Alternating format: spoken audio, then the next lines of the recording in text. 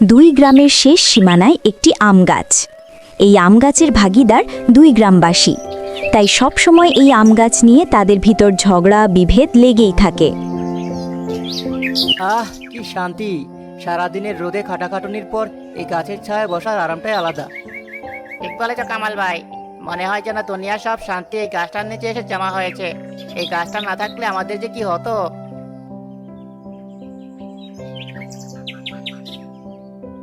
শান্তিতে থাকেন? আপনারা কিন্তু আমাদেরকে শান্তিতে থাকতে দেন না। আপনারা এই গ্রামের আম ভাগাভাগির সময় যে অশান্তি করেন সেটাও ভুলে গেলে চলবে না। জামাল, তুই তো সবসময় ঝগড়া করার জন্য তৈরি থাকিস।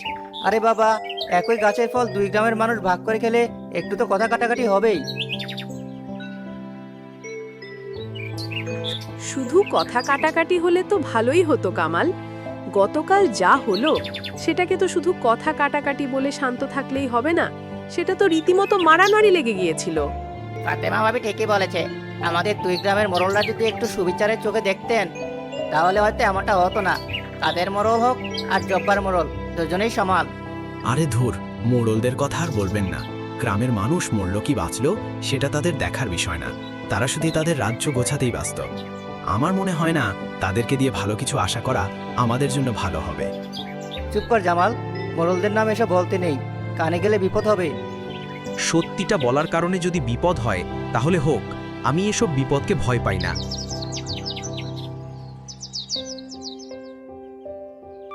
দেখেছো জব্বার, গ্রামের মানুষ গাছের নিচে বসে ঠান্ডা বাতাস খাচ্ছে আর গল্প করছে।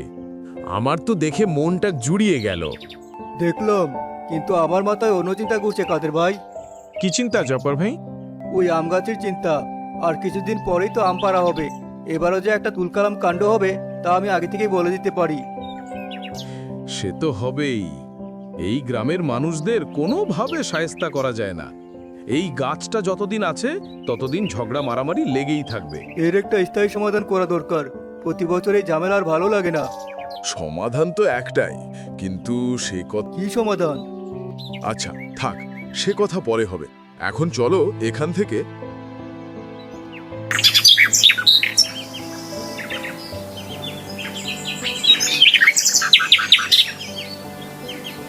আসসালামু আলাইকুম মোড়ল সাহেব, আমি কি ভেতরে আসতে পারি? ওয়ালাইকুম আসসালাম ওয়ারাহমাতুল্লাহি ওয়াবারাকাতুহু। আপনি কে? আপনাকে তো আগে কখনো দেখিনি এই গ্রামে। আমার নাম শফিক, আমি শহর থেকে এসেছি ব্যবসার কাজে এদিকে আসা। আপনার নামটা অনেক শুনেছি, তাই ভাবলাম দেখা করে যাই। ও আচ্ছা আচ্ছা, আসুন ভেতরে এসে বসুন। বসুন বসুন। তো কি মনে করে এই গরিবের বাড়িতে হঠাৎ করে এসেছেন? মোড়ল সাহেব, আপনি গ্রামের মাথা, আপনার কাছে তো আসবো। আমি বেশি ঘুরিয়ে পেঁচিয়ে কথা বলতে পছন্দ করি না, আমি সরাসরি আসল কথায় আসি। অবশ্যই অবশ্যই, বলুন কি কথা। আপনাদের দুই গ্রামের মাঝে যে বিশাল আম গাছটা আছে ওটা আমার খুব পছন্দ হয়েছে। আমি একজন কাঠের ব্যবসায়ী। গাছ পছন্দ হয়েছে মানে? ওটা তো আমাদের দুই গ্রামের প্রাণ, কয়েকশো বছরের পুরনো ইতিহাস। এটা শুধু একটা গাছ না। গাছ কি পছন্দ হওয়ার কথা? ওটা কি পছন্দ হওয়ার জিনিস? আমি জানি মোড়ল সাহেব, আর তাই তো আপনার মতো একজন জ্ঞানী মানুষের কাছে এসেছি। আমি গাছটা কিনে নিতে চাই। কি বলছেন আপনি এসব? আপনি কি পাগল হয়ে গেছেন নাকি? ওটা শুধু একটা গাছ নয়, আমাদের দুই গ্রামের ঐতিহ্য। এবং সব থেকে বড় কথা হচ্ছে, ওটার ওপর পাশে রামানপুর গ্রামেরও সমান অধিকার আছে। তাই আমি ইচ্ছা করলে কিছু করতে পারবো না। আমি সব জানি মোড়ল সাহেব, আমি এটাও জানি যে ওই গাছ নিয়ে আপনাদের দুই গ্রামের মধ্যে প্রায়ই বিবাদ লেগে থাকে। সে আমাদের গ্রামের ব্যাপার, আপনি এ বিষয়ে মাথা না ঘামালেও চলবে। আপনি এখন আসতে পারেন। মোড়ল সাহেব, রাগ করতেন কেন? আমি তো আপনার ভালোর জন্যই বলছি। আপনি যদি কোনোভাবে গ্রামবাসীদের রাজি করাতে পারেন আর পাশের গ্রামের মোড়লকে সামনে নিতে পারেন, তাহলে আপনার জন্য ভালো একটা পুরস্কার আছে। কিরকম পুরস্কার? ধরুন 1020 টাকা নগদ। কি বললেন? মাত্র 20,000 টাকার জন্য আমি আমাদের গ্রামের মানুষের সঙ্গে বেইমানি করব? এটা কিভাবে সম্ভব হয়? এটা আমাদের দুই গ্রামের ঐতিহ্য। আপনি আমাকে 20,000 টাকার লোভ দেখিয়ে কোনো লাভ হবে না। আপনি চলে যান এখান থেকে। আমি আমাদের পূর্বপুরুষের সঙ্গে বেইমানি করতে পারবো না। আচ্ছা আচ্ছা, মাথা গরম করবেন না। যদি আমি আপনাকে নগদ 30,000 টাকা দিই, শুধু আপনার জন্য। কাজটা হয়ে গেলে টাকা আপনার হাতে। একবার ভেবে দেখুন, 30,000 টাকা। কাজটা কিন্তু প্রায় অসম্ভব। আর তাছাড়া জব্বার সাহেব এক কথার মানুষ, আর গ্রামবাসীরা এই গাছের জন্য প্রাণ দিতেও প্রস্তুত। মহল সাহেব, দুনিয়ায় অসম্ভব বলে কিছু নেই। আর টাকা দিয়ে কি না হয় সেই ব্যবস্থা তো আপনাকেই করতে হবে। আমি শুধু টাকা দিতে পারি। আপনি রাজি থাকলে বলুন, আমি অপেক্ষায় থাকবো। ঠিক আছে, আমাকে কয়েকটা দিন সময় দেন, আমি দেখি জব্বার মোড়লকে রাজি করাতে পারি কিনা। আর আপনিও কয়েকটা দিন এই গ্রামেই থাকুন। আর হ্যাঁ, মনে রাখবেন, এই কথা যেন কাক পঙ্খিও না জানে। আপনি নিশ্চিন্তে থাকুন মোড়ল সাহেব, আমার মুখ একেবারে বন্ধ। আমি আপনার খবরের অপেক্ষা রইলাম।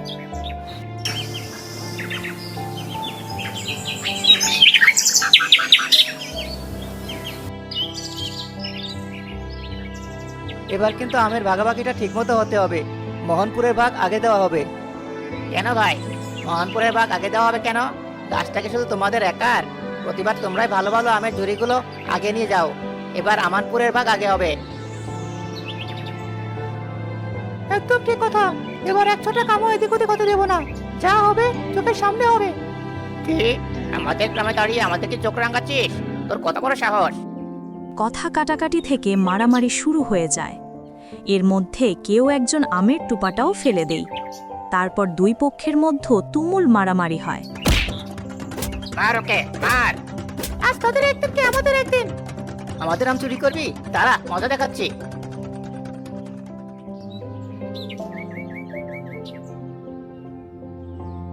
ছি ছি ছি, আমি তো লজ্জায় মুখ দেখাতে পারছি না। সামান্য আম ভাগাভাগি নিয়ে তোমরা এত কিছু করলে, নিজেদের মধ্যে রক্ত ছড়াছড়ি করলে। তোমরা এটা কিভাবে করতে পারো সেটা আমার বোধগম্য নয়। কাদের ভাই ঠিকই বলেছেন, এই অশান্তি আর সহ্য করা যায় না। এর একটা বিহিত হওয়া দরকার। মোরল সাহেব, বিহিত হওয়া দরকার, কিন্তু গোড়া কেটে আগায় পানি দিলে তো হবে না। বিবাদের আসল কারণটা খুঁজে বের করতে হবে।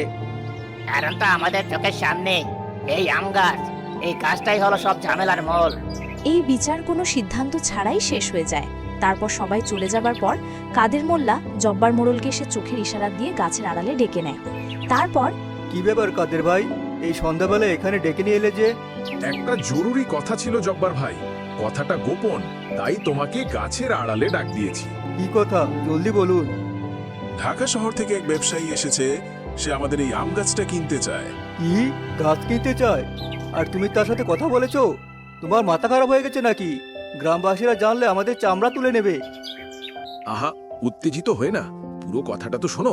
ওই লোকটা গাছের জন্য অনেক টাকা দেবে আমাদেরকে, এত টাকা যে তুমি আমি স্বপ্নেও কল্পনা করতে পারি না। টাকা দিয়ে কি হবে? গ্রামের মানুষের কাছে মুখ দেখাবো কি করে? আমি এই পাপের মধ্যে নেই। আহা ভাই, পাপ হবে কেন? তুমি আর আমি যদি গ্রামের লোকদেরকে বলি যে এই গাছই সমস্ত অশান্তির মূল, তাহলে গ্রামের লোকরা খুব সহজেই মেনে নেবে। তারা মানবে কি? আরে জব্বার ভাই, লোকটা আমাকে 30,000 টাকা দিতে চেয়েছে। তাই আমি চিন্তা করলাম, তুমি তো আমার ভাই, তোমাকে রেখে তো আমি কোনো কাজ করি না। তাই আমি ভাবলাম, এই টাকাটা যদি দুজনের সমান ভাগ করে নিই, তাহলে দুজনে ভাগে 15,000 করে পড়বে। একটু দেখো চিন্তা করে। 15,000 টাকার কথা শুনে জব্বার মোড়লের চোখ বড় বড় হয়ে যায়। সেই লোভ সামলাতে পারে না। 15,000 টাকা? হ্যাঁ জব্বার ভাই, হ্যাঁ, এই টাকা দিয়ে তুমি কি না করতে পারবে। তোমার বাকি জীবন কেটে যাবে যদি এই টাকাটা হাতে পাও। আর গ্রামবাসীদের বোঝানোর দায়িত্ব আমাদের দুজনেরই। আমরা গ্রামবাসীদেরকে ডেকে বলবো যে এই গাছ হচ্ছে আমাদের দুই গ্রামের মারামারি হাতাহাতির মূল। তাই আমরা যদি এই গাছটা কেটে ফেলি, তাহলে আমাদের দুই গ্রামের শান্তি ফিরে আসবে। আর শান্তির কথা বললে গ্রামের লোকেরা রাজি হয়ে যাবে। হাই বন্ধুরা, তোমরা কি আমার মতো কার্টুন লাভার? তাহলে এখনই তোমরা লাইক করে চ্যানেলটি সাবস্ক্রাইব করে দাও। দ্বিতীয় পার্ট দেখার জন্য চোখ রাখো টুনপরি চ্যানেলে। Hello, friends.